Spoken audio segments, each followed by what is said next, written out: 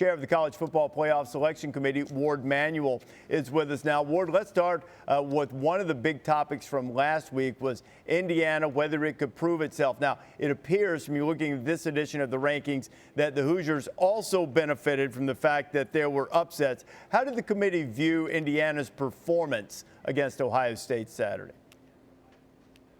Well, Reese, good to be with you again. We viewed Indiana. They played well at times against Ohio State, and Ohio State pulled out a victory and really came on in the second half of that game. But we were impressed with some of the things that Indiana did. And they dropped 5, but we still felt that their body of work was strong enough to remain in the top 10.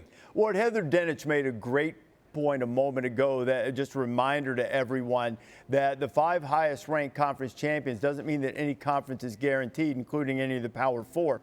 You have Tulane starting to surge, but Tulane lost a couple of games against Power 4 opponents early in the season. How do you balance, how does the committee balance looking maybe at what the Green Wave is now with a chance to win the American Championship as opposed to what they were under a new coach, say, the first couple weeks of the season?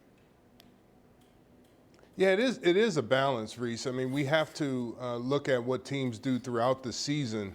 And obviously, as we watch film, as we take a look at what teams are doing against the opponents that they have to face, we see a Tulane team that is really playing great football right now. And they had a really dominant win this past weekend or the weekend before. And they're really, one of the teams that has surged up in our mind as it relates to how they're playing at this time. I've promised that I would ask this question of you every week until the selections are made on Selection Day about teams that lose in the conference championship. And I think most people suppose that we were just talking about the SEC. But now it's starting to come into play for the ACC. How will the committee evaluate a team that maybe is close to the bottom of the rankings, like SMU right now, bottom meaning in terms of making the field, if it doesn't win its conference championship game?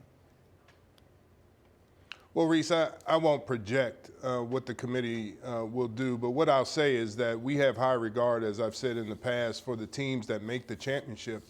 That's a big deal to make the conference championship.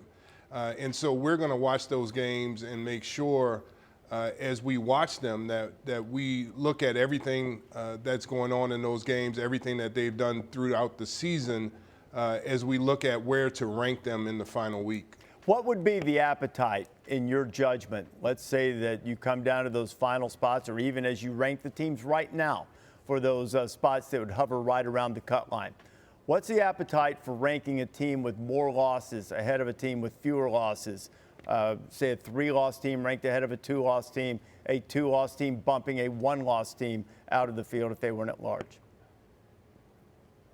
Well, I think the appetite is there to rank the teams as we see them. And if a team with one more loss than a team in front of them and we feel like they should be ahead of them, then we've shown that we will do that. In the past 10 years in the history of the CFP, there has been 22 teams that have been ranked in the top 12 with 3 losses. And so the committee's never been afraid to rank teams with multiple losses within the top 12 if we see them that way. Warde, appreciate your time, my friend. Look forward to talking to you next week. And then after that, we'll be off to Selection Day. Best of luck. Thanks a lot for being with us. Thanks, Reese. Happy Thanksgiving. Happy Thanksgiving to you and your family, my friend.